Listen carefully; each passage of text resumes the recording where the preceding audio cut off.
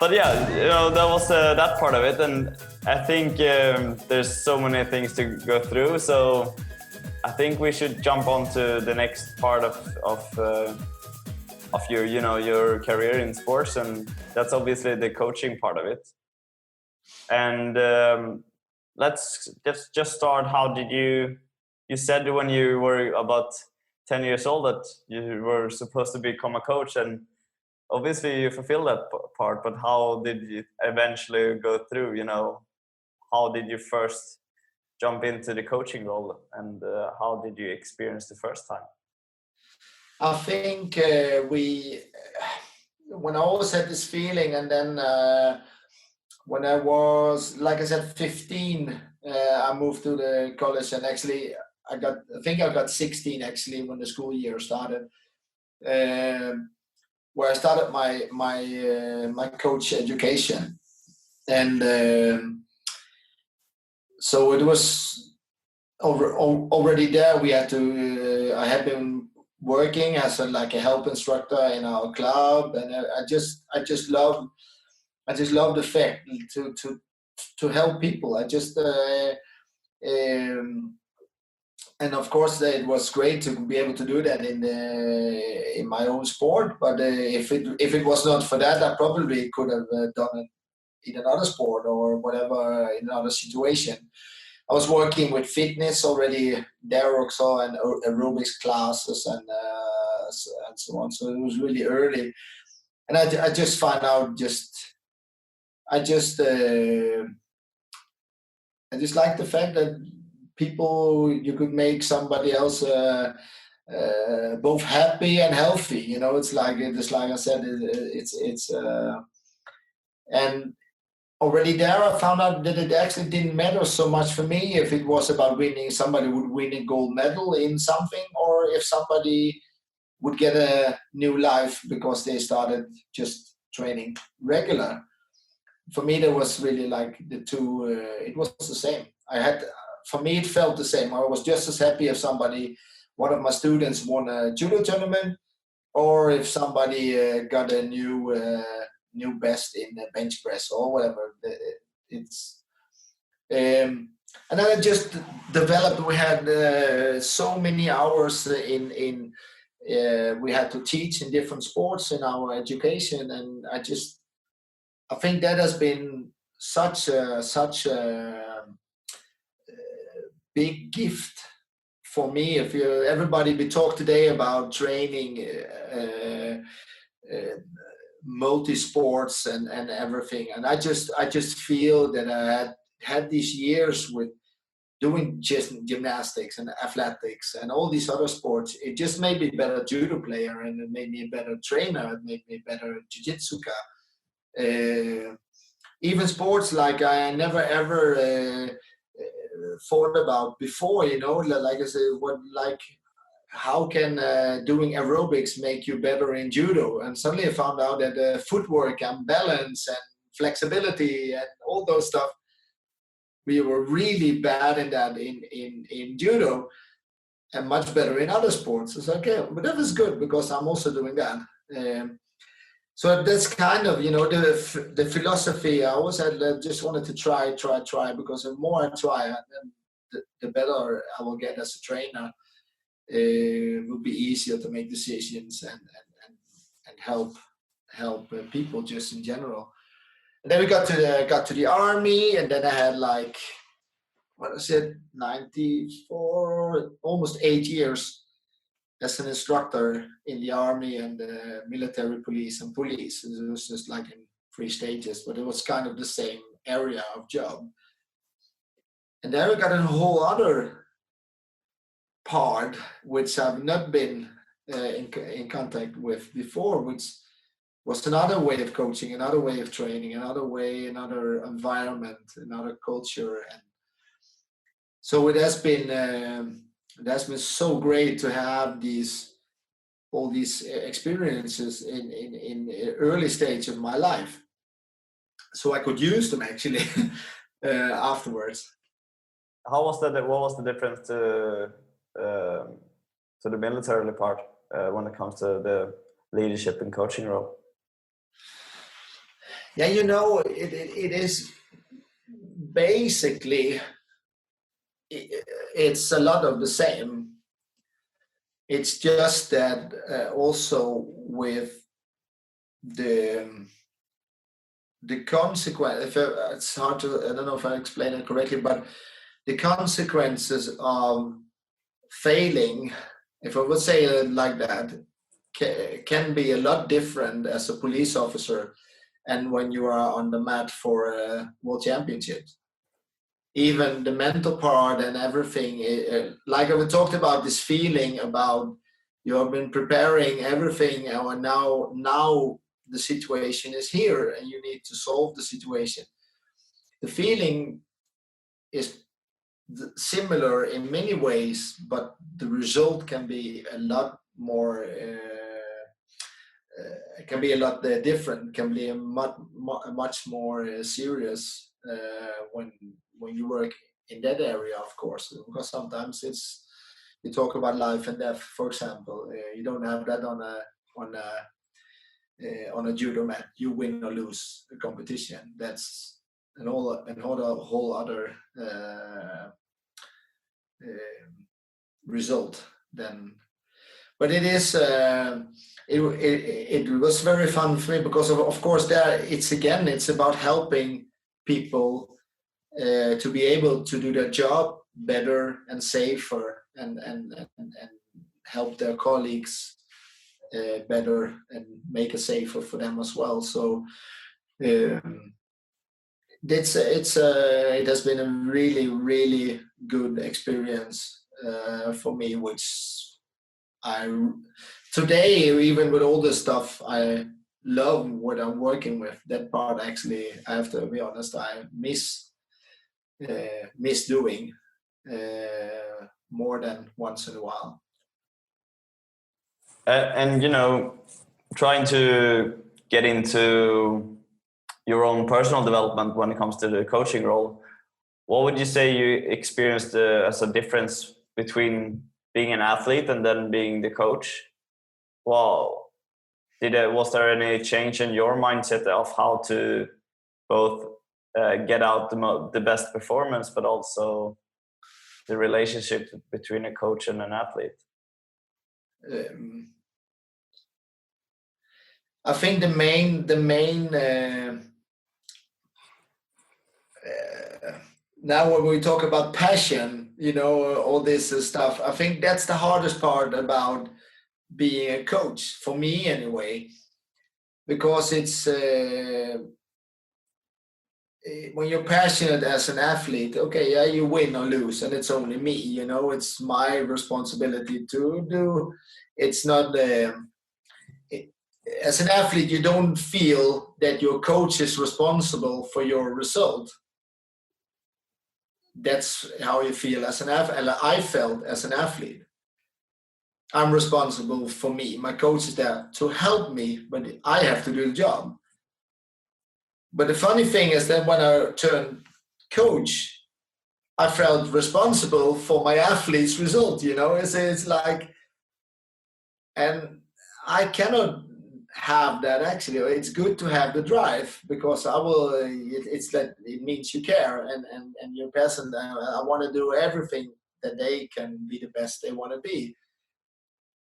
But I think that was, and I don't think I ever really learned that part till 100%. And I don't think I ever will because I care too much. Or not too much, but it's like, I care too much to be able to let it go. That's what I mean, if I have to say it correctly. And I think that was a funny experience to have, because with the first, when I started as the coach, it was still like I was on the mat, and no, I'm not there. I have to be there. So. But that's also like, I think that when you get older and when you know your athletes better, because when we started, that's what I have to say, we were with a very young team, a whole new team, and it was like we had this whole education period in where we had to teach the sport and teach them how to be an athlete and everything. So there were so many teaching moments like you always have. But then it's also important that when you feel you do the teaching correctly, that you let it go so they can actually do it themselves. And that's a fine line. That's a fine line. We know when to coach and know when not to coach, and let them do it themselves, because they know what they know what you need to do to win the fight. Would you say there's a difference with the athletes in general when you have been coaching different athletes that, or let's put it in this way: how do you know how you should coach a certain person? Because I guess all the athletes that you've been working with have been in different levels of their career, so you have to be hopefully had to adapt, because I guess you can't really coach the same thing to everyone. I think the one thing I've always been using for myself as an athlete, but especially as a coach, is that I put the person behind the athlete first. That's because one thing is that you say, I work with an athlete. Yeah, that's correctly, and you need to do some certain stuff because the sport demands this kind of training or whatever. But still, that's only like I would say it's like baking a bread, or I don't know the example. You have the dough, but how the bread is going to look, you decide yourself. You can make it in any kind of shape, and I think that's a little how it is with sports as well. You have the person, and then the person will develop into an athlete, but they will decide themselves for most of the time how they will develop. You just have to guide them, and that's the balance between telling them what to do and asking them to find out what they want to do. It's like these two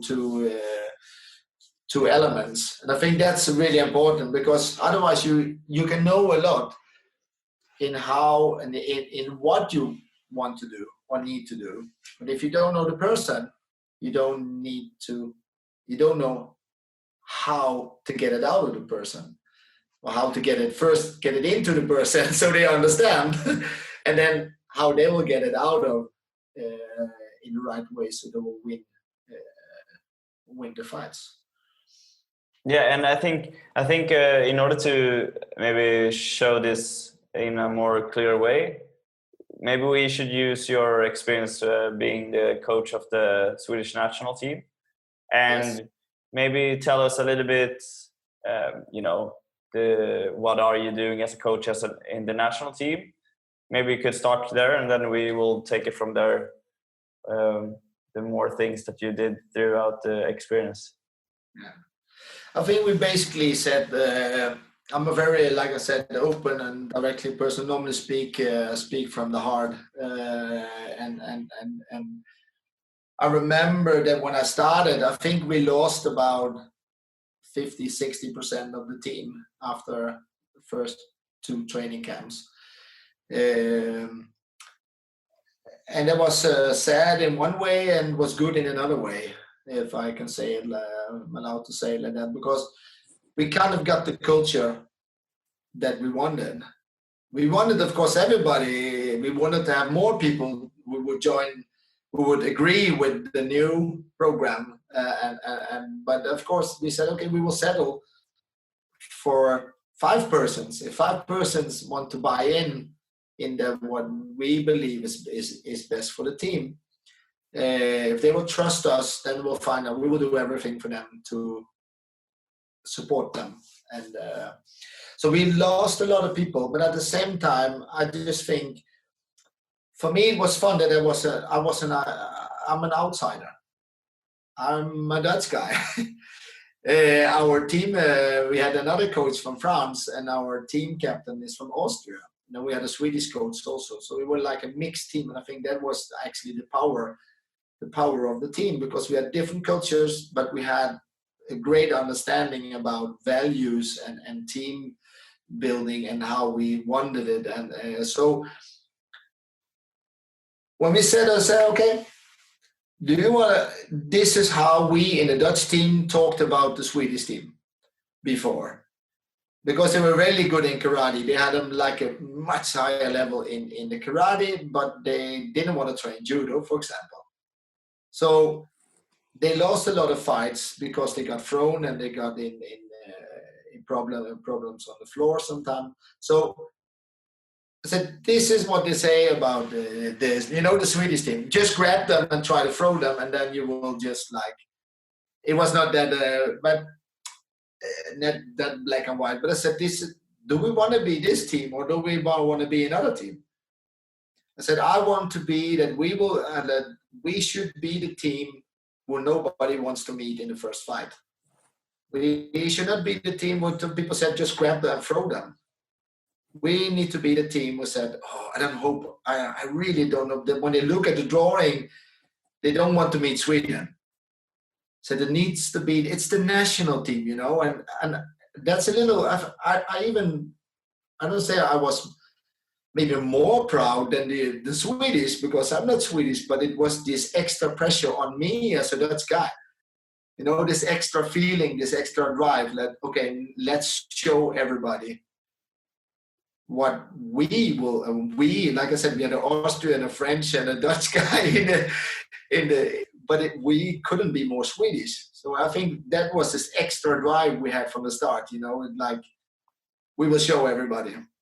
And if people can buy in, we will get very far together. And we will be this team who nobody wants to meet in the first fight. So that was kind of the culture, the feeling. We don't want to be the other team anymore, where people will say, just grab and throw them. In the end, we want to be the other team.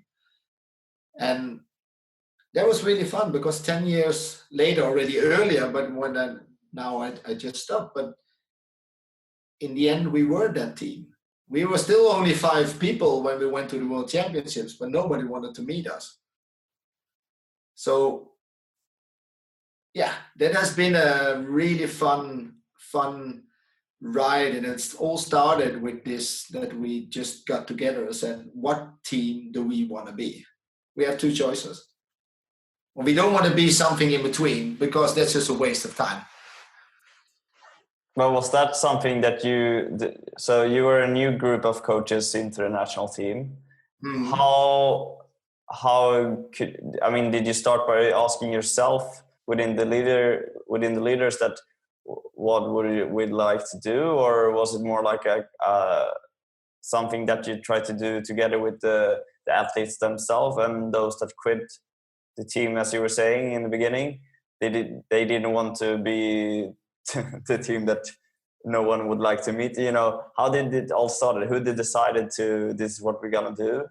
And also we're gonna talk a bit more about the values that you were mentioning as well. Mm-hmm. And was that something that you decided this is the values, or how did you start the whole chapter of the coach on the national team? Yeah, but it is like when Mikael Kunz, which is the team captain, team manager, he was already there before I was there, and then we had the French coach Isabelle. She's coach for the other competition system. She's a former European champion also, and so the French Jiu-Jitsu team is a really very hard. It's very tough to be on the team there. So she was used to also this mentality, and we just kind of, when Mika called me, we just kind of got together and said, okay, I really would love the challenge, but we as the coaches, even we coach in different team, different competition aspects, systems, the values have to be the same because it's a team. It's the spirit. We said we don't want to have a team where everybody or from all the competition systems are sitting in their own corner. We want to be Team Sweden. So one of the first things we actually did to the outside world was that we changed, officially that was still the Svenska Jujitsu landslaget in the federation. But outside to the world, we were Team Sweden. And we had that during the whole career. Later on in the end also the para jiu-jitsu came as a competition system. We were probably one of the few teams, or even one of the first, who said, we don't want a special team for the para. They are part of Team Sweden. That was the whole philosophy from the start. It's us. This is Team Sweden. And we're to be part of the team. We have certain values. We have a certain mentality. But that's just one of the things is everybody is allowed to be themselves. Because you can still be yourself, but stick to the general rules, which are for the team. Like in any sport, you have rules. You don't be late. You're not late for training or whatever or stuff like that. Just general team rules, but you can still be your own person, and you need to be that, I believe. Otherwise, you will never develop to your full potential. If you always have to pretend to be somebody else than you really are, you're not going to last very long in the sports, which is already very stressful. So that was really it's us, and then we focus on the person behind the athlete and develop them individually, as well as we develop the team. So that was the main focus for us. I think that's why we, in the end, had so much success. How did you approach the athletes in your team? How did you get to know them better? I believe, and I think that's probably one of the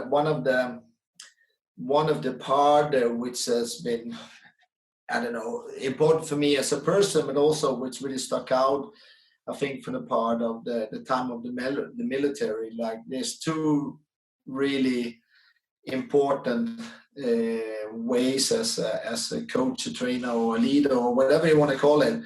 It's go first, and at the same time show how much you care. It's like, that's really like my two of my ground rules. We had that with all the coaches. There was no doubt that everybody in the team, and we were pushing them to try to develop, to get better and everything. But everybody knew how much we cared, and we did it for them. We didn't do it for us,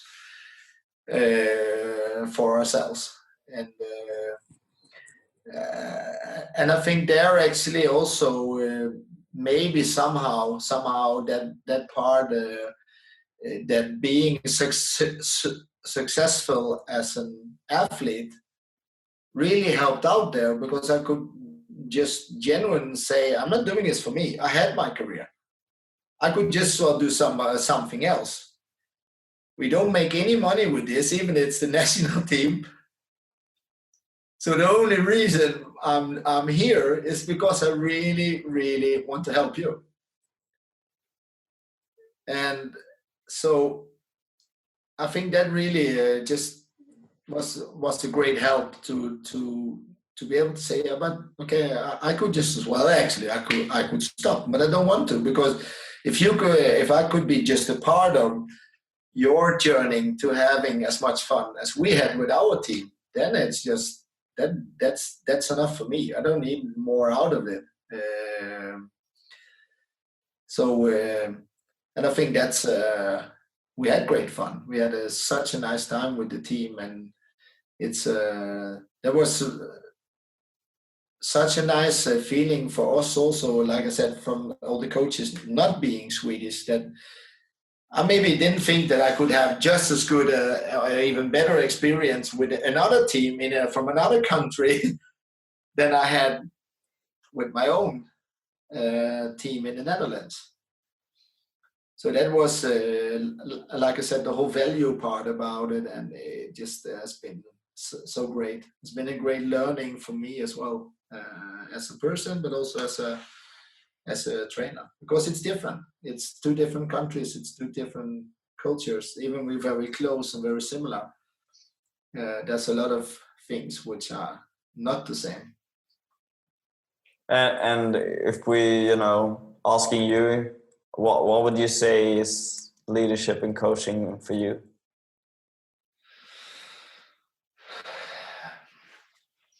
I think it's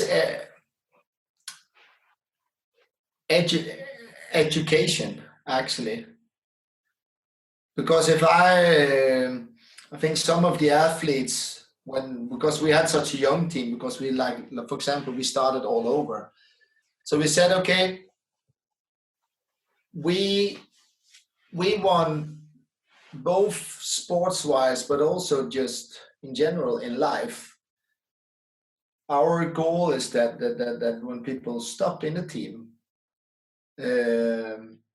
after their career, I said if they only remember the tournaments they've been to and the medals they have won, then we as coaches really have been doing a lousy job. Because if there's nothing more than just the medal, then we really miss the whole point of what sports can do for people and society and everything, life in general. So of course we are there to win medals, but we don't want to forget the soft part about it, the values part, just life in general. So that's why we said we didn't believe in just telling people what to do all the time. We want to educate them so they can think themselves. And if we can manage with that, then we actually can be kind of just like an invisible coach. We will never be invisible because we're there on the side of the mat together with them, but they will come to us when they feel they need help, instead of that we always feel that we have to help them. And that's also, I think that's also one standard for me as a coach, to know that I did something right, or if I did really wrong. If people have been training people for 5 years or whatever, and they still don't know how to prepare for a fight or whatever, or then I've been missing something. So I think that's something which we we managed pretty well, and because when we got the young fighters in the start, we just always, when we made the game plan, we just kind of tell them, okay, but you do like this, and then but then in the end, some of the fighters after 5 years or whatever, or then we could just stand in front of the mat again before they went to the final or whatever. Then we could just okay, what do you want to do? What's your plan? So they would tell us how they think they will win the fight. And that's this difference, that's this transition I think we need to make as athletes, also, but also just maybe as humans. Like when you've been doing something for so long, then hopefully it has been giving life experience or something like that. When the athletes have in that case, presented for you, this is how I'm gonna play this game, have you ever reacted in the way of, okay, sounds good, maybe you should think in this way instead, because you don't really agree with the plan? Or has it been more like, okay, it's up to the athlete, no matter how it's going, I'm just going to be here and be a more support? I think it has been it has been such this great balance that we have been learning them how to analyze their opponents and everything like that. So they became really good in it. They also became really good in knowing their own strengths and weaknesses.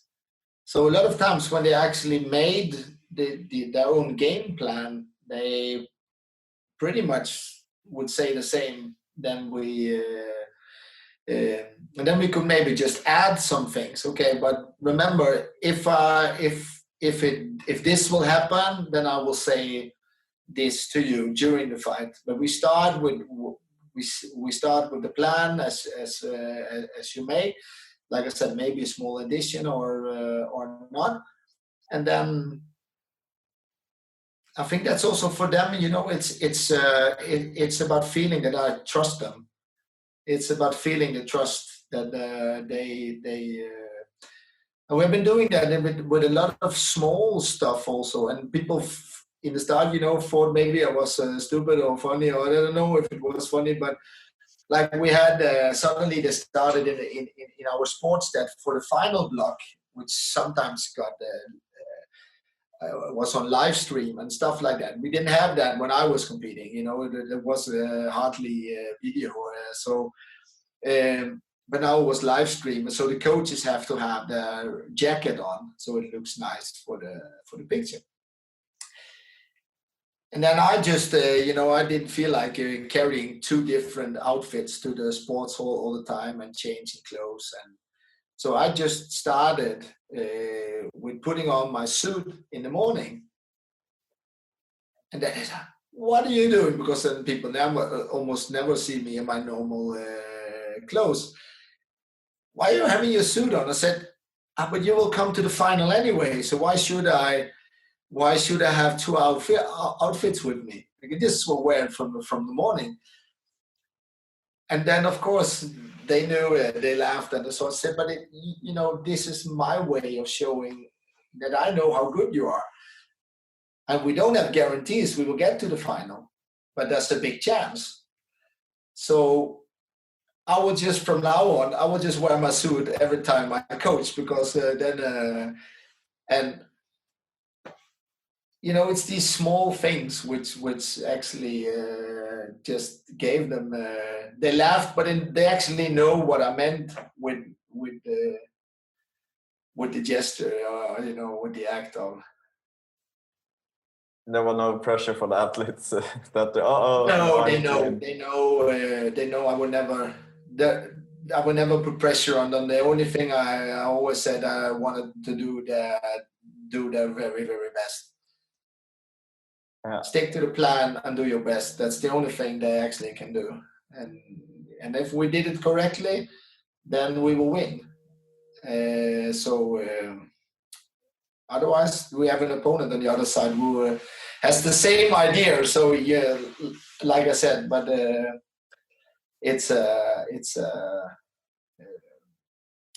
it's great to see that they develop as persons and as athletes. So in the end, it's much more relaxing to coach them. Even it always will be a little stressful, It's like because you have referees and everything, and rules and audience, and no. So that's basically what we did with the team. So look at the person and see how we can develop them individually without losing the team values and rules. And then to give, from this whole process, which is an important part of your whole experience at the national team, for example, you're saying you started and there was a small team when you more or less started the whole travel with the whole national team. And how did the athletes themselves, how did, the process go with the people? How did they develop? And I'm sure we shouldn't talk about the result, but I guess it's still part of how you developed in your role as a coach. So how did you go from the beginning, and what are your experiences from the athletes that you coach? Yeah, but I think actually the funny thing with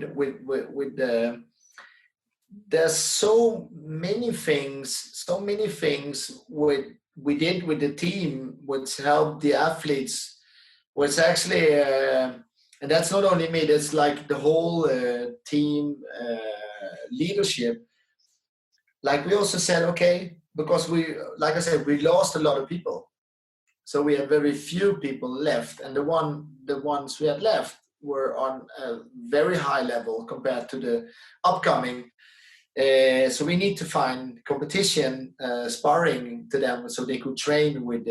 So we said, okay, for example, we said we are going to make a camp in Sweden where we invite a lot of countries, 10, 11 countries from Europe, so they could come to Sweden and train, so we can get better.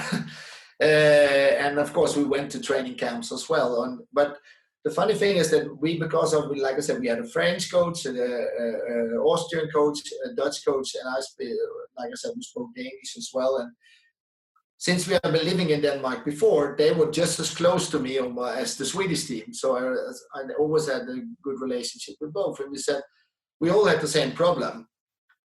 A lot of were small teams with a few fighters. So we said, okay, let's stick together and help each other. So we got this friendship across teams. And of course, I still had good connections with the Belgium and the Dutch because we speak the same language. And because we had a French coach, we got a good connection with the French team. So we kind of build friendships which were actually not there before, because in the time when I was competing, people were like almost on themselves. All teams were like somewhere. And we started to say hi to coaches and fighters. And we said, hey, good luck today. And, coaches really got confused the first couple of times, because it's an opponent coach who says good luck. I said, yeah, but we don't have to fight. It's our competitors. They have to be on the mat. When you and I, we could still drink a cup of coffee or whatever and talk, or, it's so we understood that it was important for the team to get new relationships and get new possibilities to send our fighters to other countries, and so they could be welcome there and train. So we used a lot of time on that as well, and I think we got a lot of respect back from that, because besides that we changed were part of changing the mentality, how we were dealing with each other. That's not the right word. Connecting with each other during competition day. People started to say hi and good morning, and now today people really talk when they have the time, when they don't have to coach. But also then the athletes saw, then when the coaches talk, then we can talk. So we kind of got a new culture in the competition sports hall as well, and then made sure that we also could send our fighters to Denmark, and the Danish people came to us in our club because it's only the bridge in between, and we were in Germany, and we have good friends in Slovenia and Greece and whatever, in France. We were in training camps there, which normally were always closed. So suddenly the team got a whole other identity. It's like we were still only 5 people, but we already got to the point where they got so good that they earned the respect of the other big teams. And people were happy if we would come to them, because we could help them get better. So it kind of, it went just like synchronized, that when the team got better and better, and we were working on the social part with all the coaches and with the camps and everything, and started talking, then suddenly it was just like so much easier for us, and we opened up for new training possibilities and everything, and suddenly we were there, where people say, okay, those Swedish, they are not really the same anymore as they were 5 years ago. And there everybody got confident in that there was something good in what we were doing, and people understood for real what we said the first day when we met. Like I said, do you want to be this team or this team? And there it actually kind of got easier, because everybody understood that what we have been doing for the last 2-3 years, and that it actually was working. Yeah. There's a lot of different stories here, but it feels like you try to make everybody believe on the same purpose, but also understand that, as you were mentioning before, when it comes to within your team, that you have to compete but also help each other. It feels like this is what you're saying as well. Mm-hmm. On the national level, that you need to collaborate with your competitors, so to say, in order to raise the level as well. Yeah, I mean, we just understood that if we want to develop, we need good sparring. We know what we had. We know we had like about 10 elite fighters could be world elite. But to take the next step, we would need elite sparring. So I said, okay, and of course, from me also from my time as an athlete, and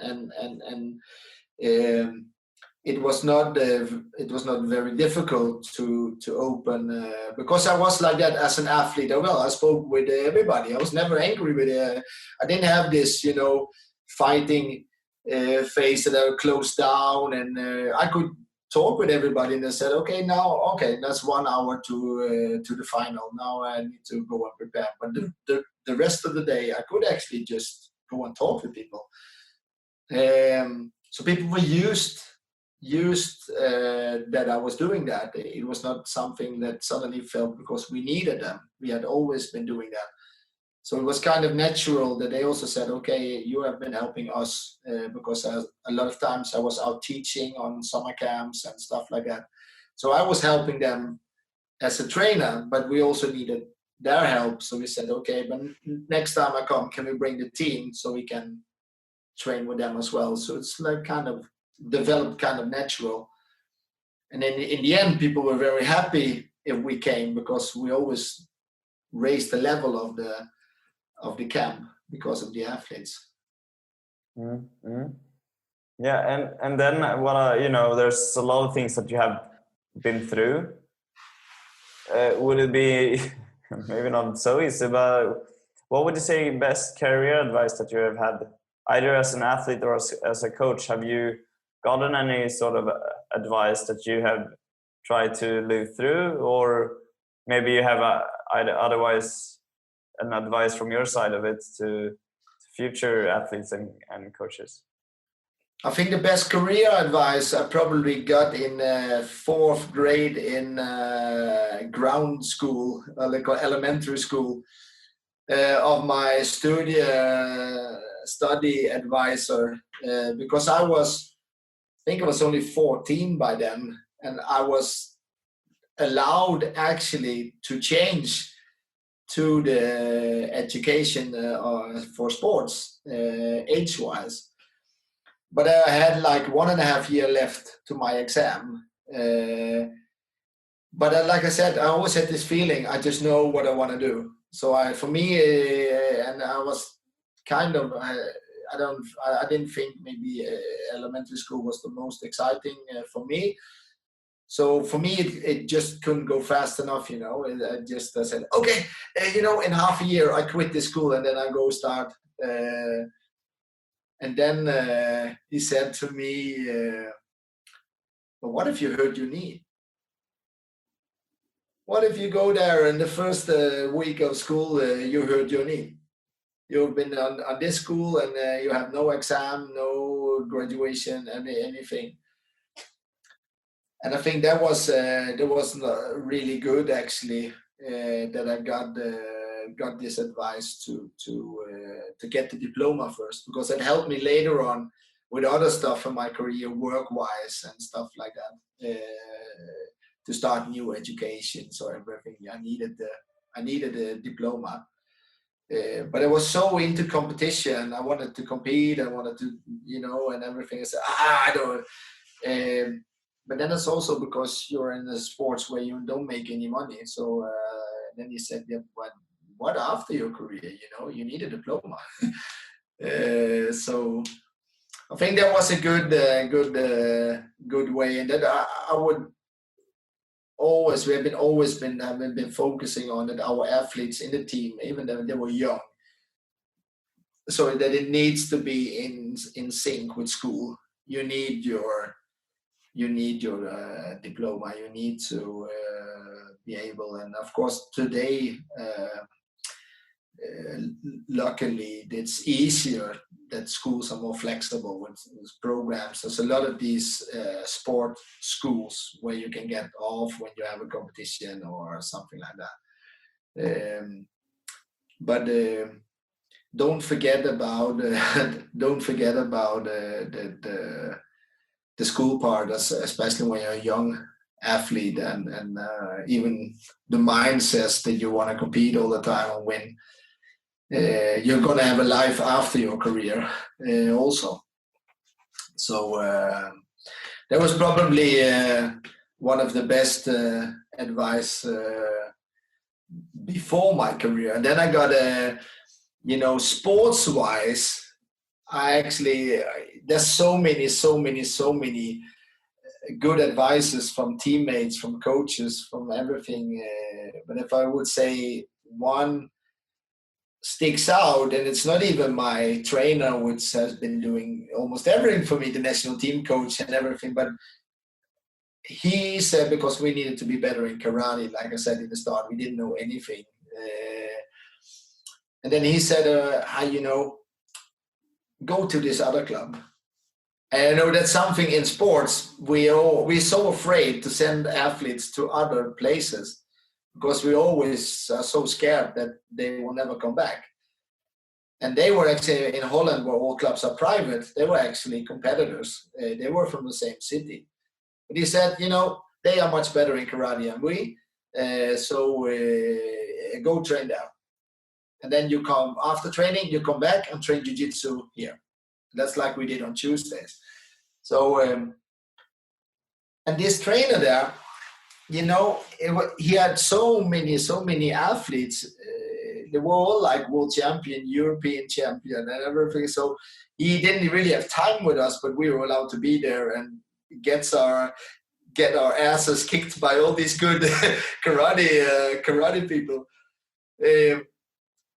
And then even he never really spoke with me, or whatever, because I was really bad. It was almost embarrassing for the group, And then the only thing he ever said to me was, "You start with your wrong foot." So when I was going forward to make a technique, I did something wrong. That's why the other ones could read my techniques. And like I said, even I don't even know his front name still today. I know his last name because his son is very famous. This one thing he said changed my whole career and made sure that I became world champion 1 year later. So that's probably sports-wise the best sentence. It was not even more than a sentence. It was not even an advice. He said, "You start with your wrong foot." And that kind of changed my whole career. Yeah, it's a very simple advice. And I think actually that could be applied to no matter sport you're playing, that you could actually think about how you just position yourself in order to be prepared for the opponents. On that level, elite, it's about the details, and he was good in explaining me why, and it's first also when you're young, and my coach was also from karate, and when another trainer, and that's also why we sometimes are afraid to let our students go to other place, because he said something which was totally different than my trainer said. Yeah, they were good. They were both really good. But then, of course, even I got a little angry and upset when he first said it, because he indirectly said that I was been learning in my club was not good enough. And of course, because sports karate people are much faster than we in jiu-jitsu, for what worked for us was too slow for sports karate. So if you say, if you can be as fast as the people in sports karate, you're going to be really fast for jiu-jitsu, because the movement, even though similar, there's a different speed and timing in so after I kind of like some calmed down and then just was calculating, I just remember they said, "What, you say my trainer is they're saying it wrong?" And then I was calculating the world and European championships, which world champions, which were in the dojo. They said, "Okay, he must know what he talks about." So then I just said, "Okay, please explain again." And then he explained me why. And it made all the sense in the world. And then actually it changed my whole career. So, like I said, only one sentence. He didn't say so much more, but it was very, very valuable. Yeah, maybe then you should take out your medals from the garage and show. Yeah, I know. They are fine there. I don't think I would be able to find them anyway.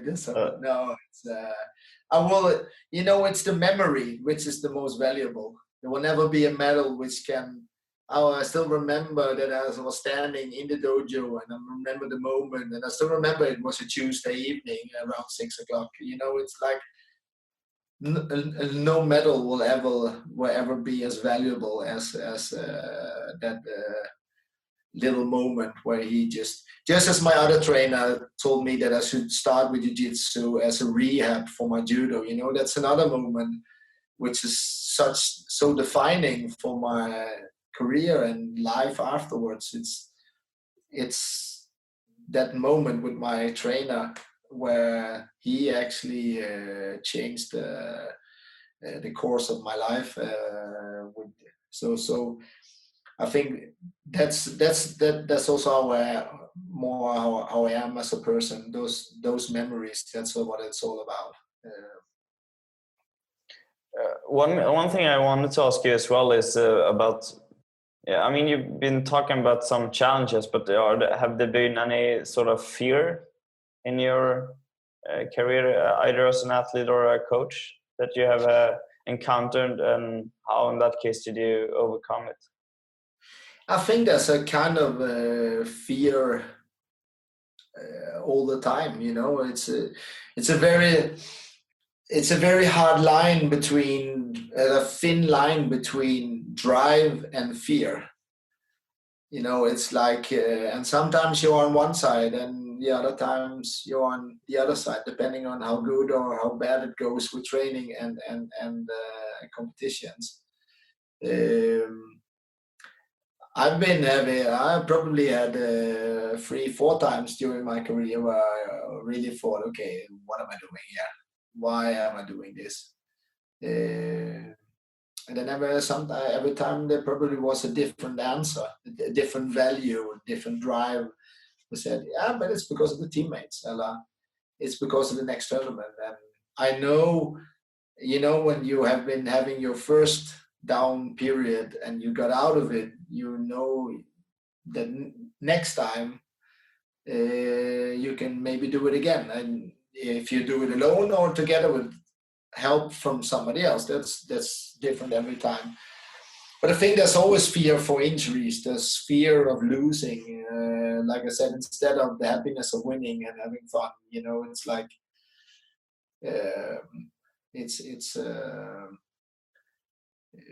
I think that's kind of stuff what happens in daily life as well. Sometimes it can be a good thing to be a little scared or cautious. It's okay. Sit down and reflect. What am I doing right now? Is it working for me? Is it not working? But if closer, with competition, especially in the start, it's always, for as an athlete, you have this fear: did I good enough? And that's why this this moment when you stand on the mat on the 27th of November, 9:30 in the morning, where you have to start your first fight. That's even how scary it is. It's also the best feeling in the world, because there the doubt goes away. You know, when the referee says start, the doubt, there's no place for doubt anymore. Now you just have to do it. But this period just before is actually much worse. And there where you have the fear, you know, did I train hard enough? Did I good enough? Are my techniques as good as they should? Timing, all those parts, elements, which you don't know until you get on the mat. So, but you kind of learn to deal with that, and I think that was the greatest part with this World Championships in Malmö when I did the third weight class. It was actually almost strange that I didn't have those feelings as I had before. There was still a little there, but now it was just, okay, let's have fun. So you kind of learn along the way. I guess you have to try and then see how it goes. Yeah, it is, but I just think fear is a part of life and a part of sports. And sometimes it will help you, sometimes it will not help you, and then you need to find out how to change that. So there's not really a good advice there. It's just otherwise than just accepting that it's part of life, part of sports, and it's okay to be scared sometimes. Just have to find out what to do with it. And that sounds easy, but that's just basically what it is about. You know, it's like, and I think that's a big misunderstanding about elite sports. And I tell it in all my classes, even if I'm training 85-year-old people, because I think it's a kind of maybe a problem with society. You know, it's like all this fear of not being good enough. You know, nobody will be perfect in everything and all the time. We are humans. So then if you see the code words as we have in martial arts, like with friendship and respect and honor and all those, when you can keep those live after those, you will still make mistakes. But then of course it is like, and it's okay to be tired, you know. It's like people think elite sports that it is about never being tired. That's not true. We get as tired as anybody else. You just learn how to deal with it and maybe even enjoy it in a kind of strange way, because you know that this moment where you feel like giving up will make you better in the end. So it's about how you look at things, but you will still get tired and you will still be scared. So accepting that is a big part of it, actually, I think, because otherwise you will always have the fear of losing, and that's not a nice way to train or do sports or live, because that fear is not the good fear, you know. So that's basically, I think, what I've been focusing on. There's some focus on what I can control and try to give a good place to those things I cannot control. Yeah. And it's been a great conversation so far, and I'm trying now to enter the last part of the podcast, which I'm calling overtime. So, you know, just as small pieces left for this interview. And, you know, I actually just want to head over to this question when it comes to, if you would start over again, what would be the first step to getting into your passion? If you know, start over the whole thing, how would you start over the career?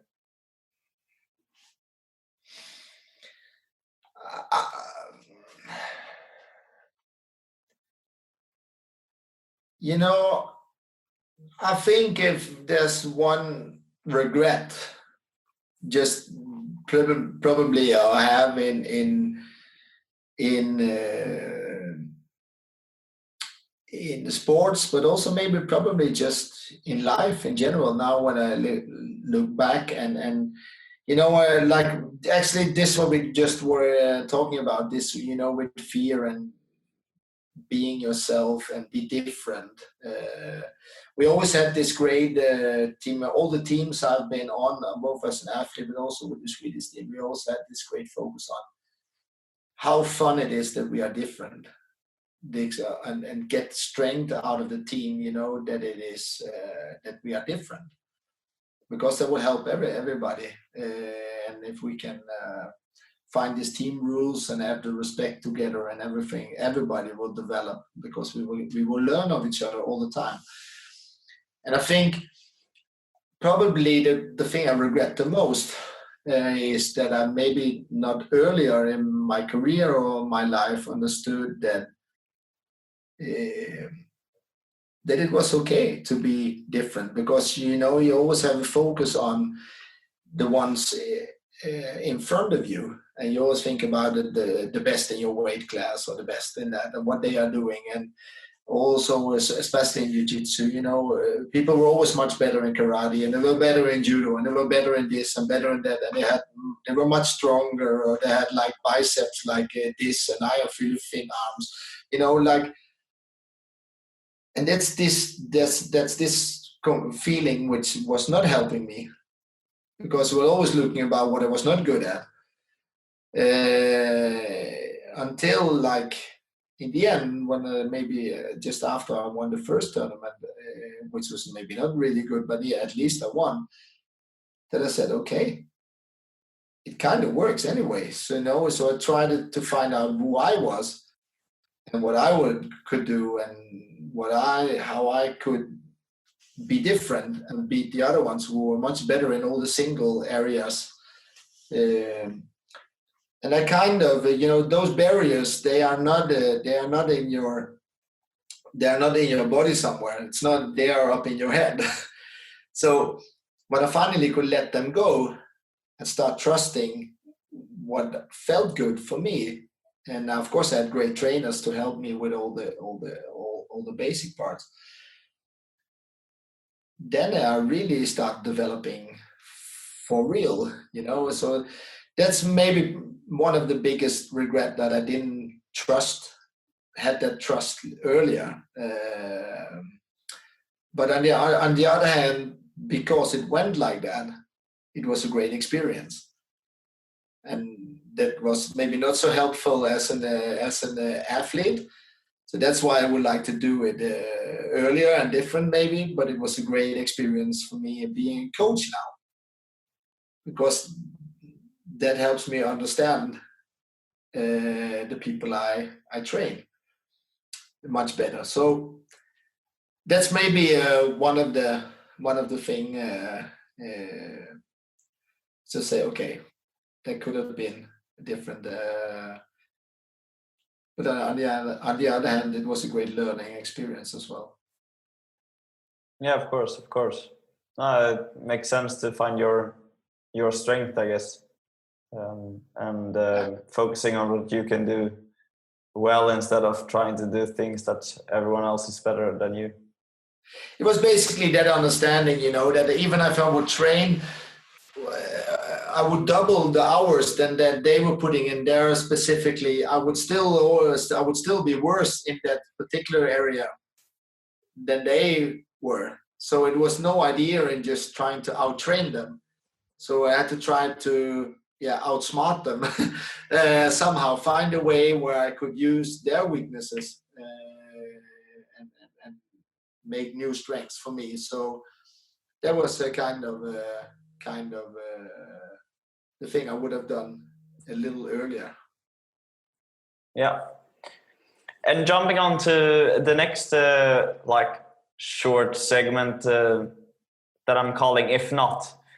It's basically, if you couldn't do this, what would you pick instead? And the first one I would like to ask you is that if you couldn't have judo and jiu-jitsu, what would you pick instead? Can I choose two? Sure. American football or handball? All right. And if you couldn't be a coach, what would you do instead?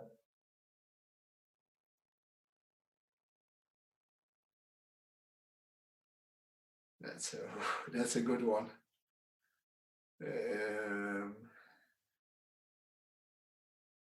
I have no idea. Yeah, that's fine. Maybe I you have can really think about no idea. I tried other jobs, but I just always came back to being a coach. Yeah, all right. And the next one is now I have to take it a little bit broader. So if you couldn't grow up in the Netherlands, Denmark, or Sweden, what would you pick? Probably in the Caribbean. All right. Yeah. And the last one for this segment is, if not talking Dutch, Danish, Swedish, or English, which language would you pick that? French or Spanish? All right. Cool. Some other areas that we could understand from these few questions. It would be obviously interesting to learn more about why Caribbean and so on, but there will be another session in that case. Then another question I would like to learn more about is, when we're looking at Jiu-Jitsu, is there anything that you would like to change when it comes to the sport?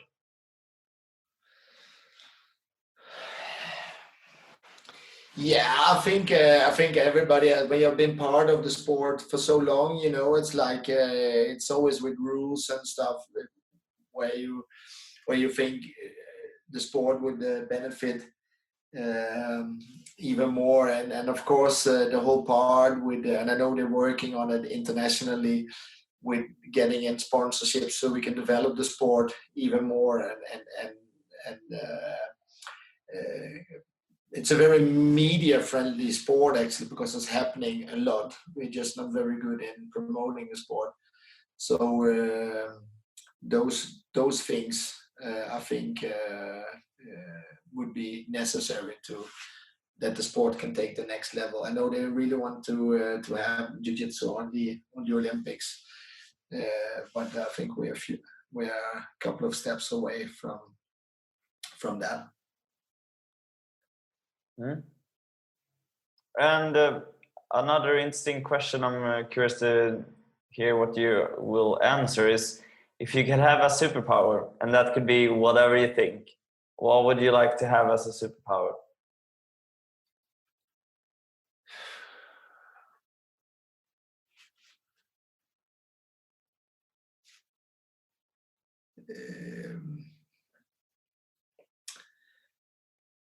I think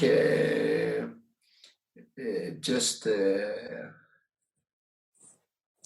if you can call being friendly and caring as a superpower, then I would like to, that would be you had this cartoon in the other day in the early days, were about these bears. They had this drawing on the stomach. I don't know how they call it in English. That's you mean at least in Sweden we call it Teletubbies? Is that what you're thinking about? No. It was really like bears, and there was one bear that when people were sad, they just had to give them a hug, and then the sadness disappears. Okay. So you want to have a superpower where you basically either can hug them or in some way just turn them into happy people. Yeah, and actually, I think we all have that superpower. Actually, we all have that possibility. We just somehow don't always manage to use it as frequent and often as we maybe could or should or whatever. But I think that would be a great superpower for everybody. But I would like to have that. Yeah, I like it. All right, last question for the podcast. It's about personal development. I'm always curious to understand how people try to develop themselves, and this is a question that could be everything from either reading a book or educating yourself in a certain way. It doesn't have to be particular with sports, but how would you say you're trying to always develop yourself? Be open, be curious. And then, of course, because you can say, and of course, you need to listen and read and everything to that to get new knowledge. But still, on the same, I can read and I can listen. But if I'm not open and curious, it will not. How do you call it?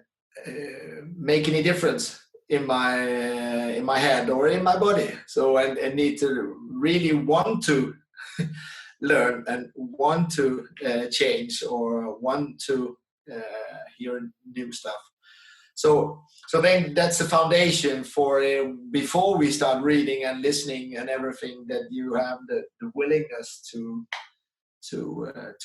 develop. I think that's the main part. I think curiousness is a very good habit to have to learn.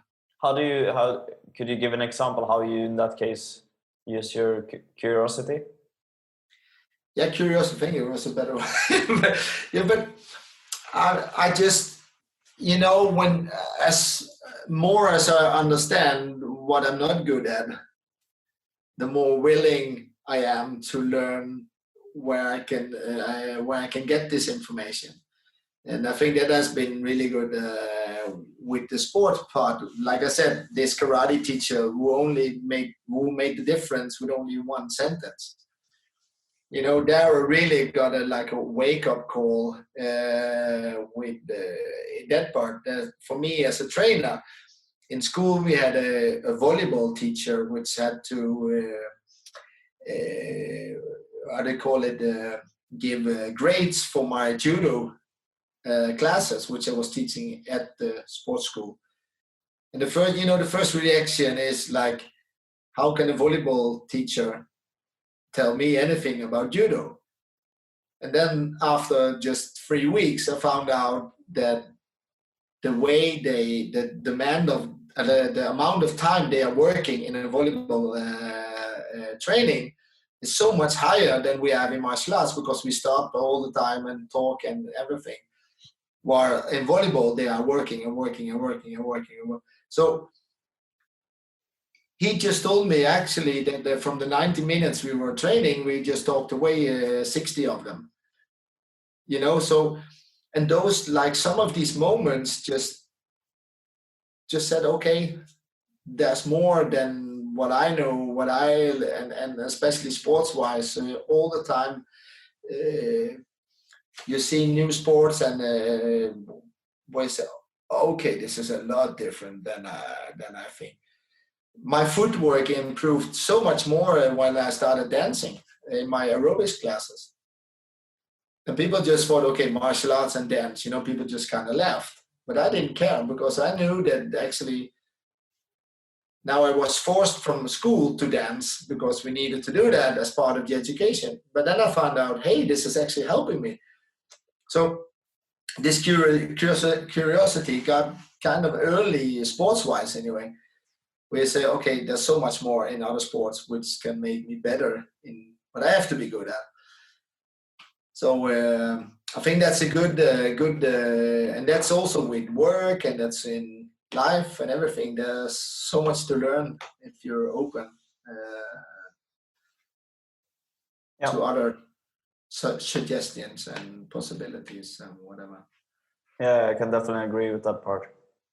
So the last part of this whole conversation is basically, do you have any question to any potential guest from the sports sector, or do you have any question maybe for the audience that you would like to give them?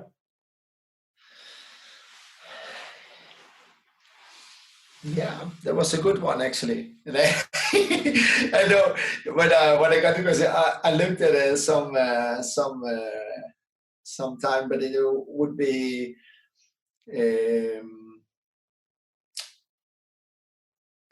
would be interesting now if you see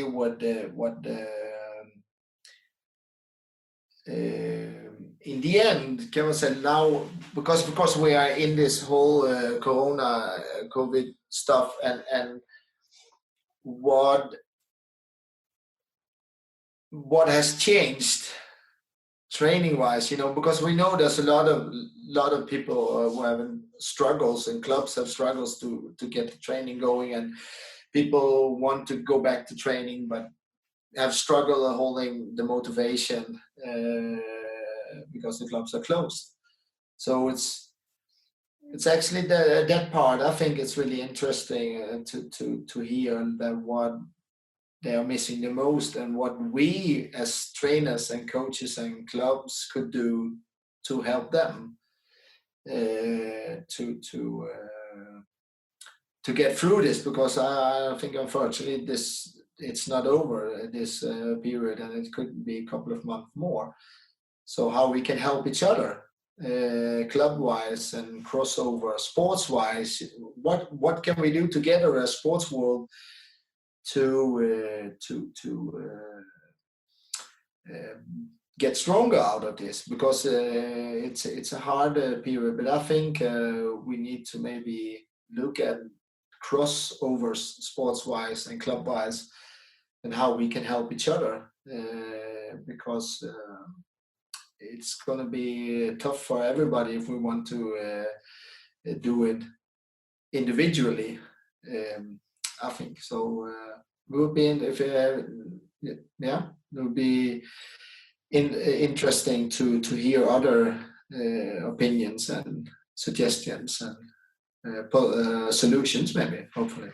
Yeah, no, we'll definitely send out the question, and if anyone have any suggestions how you have solved this problem when it comes to being physical active in a more normal phase, so to say, or if you have seen anything, please share those tricks and tips and advice to our social media accounts where we post out about this, or just send an email, and the contact details will always be found in the descriptions of the episode. So yeah, very good question. And do you have, by the way, any podcast or any books or anything that you're reading that you would like to share to the audience? Yeah, I have been. I'm always like having a couple, a couple at the time, depending on because I listen a lot in the car, and depending on how long the trip is, I use an easy one or or a slow one. I think I've been actually seeing some. I saw the movie star series on Netflix. I like cycling. I'm a spinning instructor as well. I have some. I always been watching Tour de France. In the Netherlands, we have like a kind of love cultural. It's for cycling. So I think that was a really good one. It's the same, of course. I think almost everybody has seen it already. The Last Dance with Michael Jordan. So there was two I've been seeing lately. Otherwise, I think there's really a lot of good books out there as well. I really love biographies. I think one of the ones I've been reading and listening a lot. I think one of the ones which could be really good for young athletes, but also like coaches and just people in general, to understand life as a tennis player and maybe an athlete, elite athlete, and how it can be, you can be deceived through media, is the one with Andre Agassi. I think it's called Broken? I'm not sure. I honestly I haven't read it myself, but I know some people that have read it. So I will make sure to write it down in the description so people can find it if you haven't read it before. I think that really gives a great insight of how sport cannot be fun as well. And some of the things which I was thinking, why he was dressed out in cut jeans on Wimbledon or any tournament, because you maybe thought that it was the new trend, or it was actually Nike who made it to a trend. He did it of whole different reasons. I will not explain, because if you want to read the book, but that really gave me like a whole other view on the whole tennis world. And I think also Tiger Woods has been one I've been enjoying reading, also because it's these contradictions. It's like things look like one thing on the outside, and then there's a whole other story behind it. So I think there's many. I like biographies very much, because a lot of times you can relate to it in a great way. No, but there are great tips for books and podcasts, but also series to watch. So I'll make sure to. Then of course your podcast, like when is that? Yeah, true. Thanks. Well, I mean, we'll make sure to put all of this in the description, and so all the listeners and those that are watching this can make sure you have it and can either read or listen and watch it whenever. Great advices, and Rob, it's been a great pleasure to have you on. It's a great pleasure to be on this, and thank you for having me. Yeah, well, I'm very thankful for having you here, and you're sharing your time, your experiences, but most of all sharing your passion from the sports world. So huge thanks, and more or less until next time for everyone. Make sure to do what you love to do. Make sure to spend the days in the ways that you would like to do, because I think if you want to do anything for a long time, you really need to have a passion for it. So make sure to create a great day, and we see you on the next episode. Until then, thank you once again, Rob, and have a great day. Yes, you too. Take care. Goodbye. Bye-bye.